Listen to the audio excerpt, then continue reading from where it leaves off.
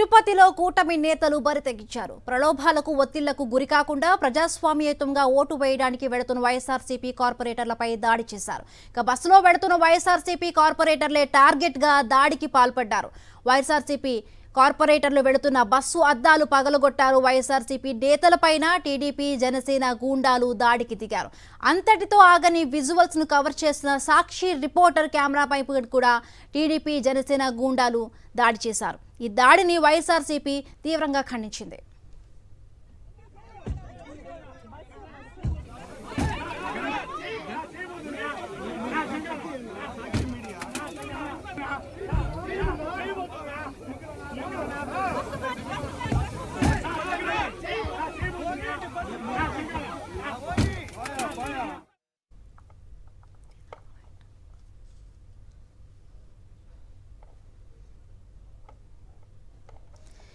తిరుపతిలో కూటమి నేతలు బరితెగించారు. ప్రలోభాలకు ఒత్తిళ్లకు గురికాకుండా ప్రజాస్వామ్యయుతంగా ఓటు వేయడానికి వెళుతున్న వైఎస్ఆర్సీపీ కార్పొరేటర్లపై దాడి చేశారు. ఇక బస్సులో వెళుతున్న వైఎస్ఆర్సీపీ కార్పొరేటర్లే టార్గెట్ గా దాడికి పాల్పడ్డారు.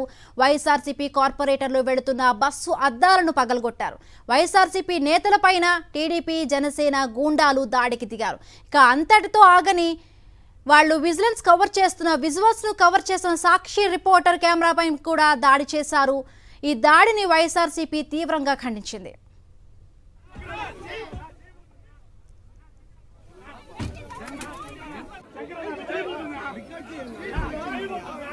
తిరుపతి డిప్యూటీ మేయర్ ఎన్నికల్లో వైఎస్ఆర్సీపీ కార్పొరేటర్లను భయభ్రాంతులకు గురిచేసేలా కూటమి ప్రభుత్వం కుట్రలకు తెరతీస్తుందని ధ్వసమెత్తారు ఎంపీ గురుమూర్తి.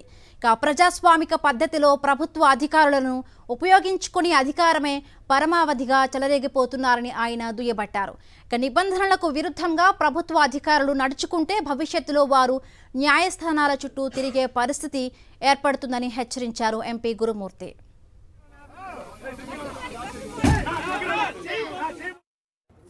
ఈరోజు తిరుపతి మున్సిపల్ కార్పొరేషన్లో జరుగుతున్నటువంటి డిప్యూటీ మేయర్ ఎన్నికకు సంబంధించి అప్రసామిక పద్ధతిలో ఈ ఎలక్షన్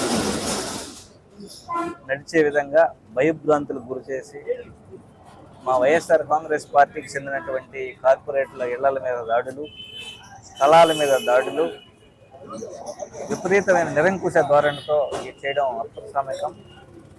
ఖచ్చితంగా దీని మీద లీగల్గా యాక్షన్ తీసుకునే విధంగా మేమంతా సన్నద్ధం అవుతూ ఉన్నాం. అనవసరంగా మధ్యలో అధికారుల్ని బలిపెట్టద్దు. ఏదన్నా రాజకీయంగా ఉంటే రాజకీయంగా పోరాడాలి, కానీ మధ్యలో అధికారులను పెట్టి వాళ్ళని బలి పశువులు చేయొద్దని తెలుగుదేశం కూటమి ప్రభుత్వ నాయకులకు అందరికీ కూడా తెలియజేస్తాం. కేవలం తెలుగుదేశం ప్రభుత్వానికి సంబంధించి, అలాగే కూటమి ప్రభుత్వానికి సంబంధించిన కేవలం ఒకే ఒక కార్పొరేటర్ ఉన్నారు.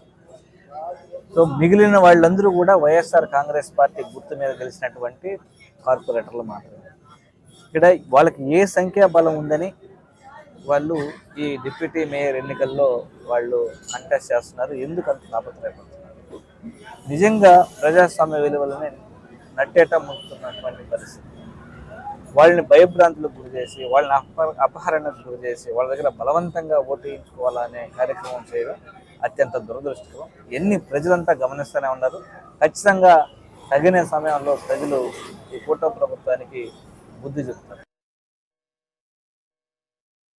అంత భయాందోళకమైన వాతావరణం సృష్టించారు ఈరోజు తిరుపతి లాంటి పుణ్యక్షేత్రంలో. లోపలికి వచ్చి ఆల్మోస్ట్ మేము కౌంట్ చేసుకునే పరిస్థితుల్లో లేము. మాకు అసలు ఏమీ అర్థం కావట్లేదు. అంటే మమ్మల్ని ఎవరు ప్రొటెక్షన్ చేస్తారు? పోలీసులు కూడా చాలా దూరంలో ఉండి అంతా కూడా చూస్తున్నారు. విషయం ఏంటంటే వాళ్ళందరూ వచ్చి వాళ్ళకి ఎంతమంది కావాలో అంతమందిని తీసుకొని పోయి వచ్చిన తర్వాత అప్పుడు పోలీసులు లోపలికి వస్తున్నారు మేమున్నామని. మాకేంటంటే వాళ్ళు మమ్మల్ని ప్రొటెక్ట్ చేస్తున్నారేమో అని అనుకుంటే తీరా చూస్తే మమ్మల్ని కూడా ఆపేస్తున్నారు, బయటికి కూడా రాకుండా. సో ఇంకా ప్రజాస్వామ్యం ఏంటో మరి తెలీదు. కానీ ఇటువంటి చర్యలను చూస్తే మటుకు ఎవరు కానీ రాజకీయాలు రారు, మహిళల సంగతి వదిలేయండి. కానీ సో ఇప్పుడైతే మేము ఇంకా మా వాళ్ళని వదిలేంత వరకు మేము లోపల వెళ్ళి ఎలక్షన్స్లో పార్టిసిపేట్ చేయము. ఎందుకంటే అది మాకు కూడా బాధగా ఉంది. మా ముందే వాళ్ళని తీసుకెళ్లిపోయినారు. విషయం ఏంటంటే కార్పొరేటర్స్ మీద చెయ్యి కూడా వేశారు. అంటే మహిళలని మమ్మల్ని వదిలేశారు. ఇప్పుడు అభ్యర్థి సార్ అన్న మీ షర్ట్ మీద అంతా కూడా బ్లడ్ ఉంది, అందరినీ కొట్టారండి. ఇంకా మేము ఎందుకు ఎలక్షన్స్ లో పార్టిసిపేట్ చేయట్లేదు? కోరం లేదండి, కోరం లేకపోతే ఇంకా ప్రిసైడింగ్ ఆఫీసర్ ఏం డిసైడ్ చేస్తారో వాళ్ళ ఇష్టం. మా కార్పొరేటర్స్ వచ్చేంత వరకు మేమైతే లోపలికి వెళ్ళదలుచుకోలేదు. ఎవరినైతే కిడ్నాప్ చేస్తారో వాళ్ళు. తిరుపతి డిప్యూటీ మేయర్ ఎన్నిక జరగకుండా కూటమి నేతలు అరాచకాలు సృష్టిస్తున్నారు. పోలీసులను అడ్డు పెట్టుకుని మరీ నిర్బంధాలు, దాడులకు పాల్పడుతున్నారు. దీంతో తిరుపతి డిప్యూటీ మేయర్ ఎన్నికను వాయిదా వేయాలని వైఎస్ఆర్సీపీ ఎమ్మెల్సీ లేళ్ల అప్పిరెడ్డి డిమాండ్ చేస్తున్నారు. అసలు ఏమిటి దౌర్భాగ్యం అని అడుగుతా ఉన్నా. ఏ రాజకీయ పార్టీ అయినా కూడా, ఏ రాజకీయ నాయకుడైనా కూడా ఏం కోరుకుంటా ఉంటారు? ప్రజల మధ్యతో గెలవాలని, ప్రజల మధ్యతో గెలవడం ద్వారా పరిపాలన చేయాలనే భావన సహజంగా రాజకీయ పార్టీలకు ఉంటా ఉంటుంది. కానీ ఈరోజు ఈ రాష్ట్రంలో ఉన్నటువంటి తెలుగుదేశం పార్టీ, ఆ పార్టీ నాయకుడు నారా చంద్రబాబు నాయుడు గారు ఇవాళ ఈ ఎన్నికల్లో గెలిచినటువంటి కార్పొరేటర్ని, గెలిచినటువంటి కౌన్సిలర్స్ని, వైఎస్ఆర్ కాంగ్రెస్ పార్టీ ఫ్యాన్ గుర్తుపై గెలిచినటువంటి వాళ్ళందరినీ కూడా ప్రలోభ పెట్టే కార్యక్రమాలను ప్లాన్ ఏ ప్రలోభ పెట్టాలా, ప్లాన్ బి భయపెట్టాలా, ప్లాన్ సి అంటే ఏబి రెండు ఫెయిల్ అయినటువంటి పరిస్థితుల్లో పార్టీకి నిక్కచ్చగా ఉన్నటువంటి కార్పొరేటర్లు కానీ, కౌన్సిలర్స్ కానీ మూడో ప్లాన్ అమలు చేస్తా ఉన్నారు. ఈ రోజున దాడులు చేసి, వాళ్ళు వస్తున్నటువంటి వాహనాలపైన దాడులు చేసి, వాళ్ళని గాయపరిచి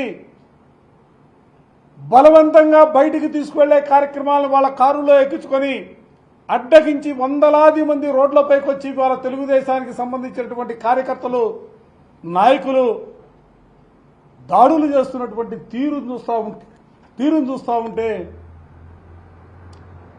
4 సార్లు ముఖ్యమంత్రిగా పనిచేశానని చెప్పుకుంటాడు.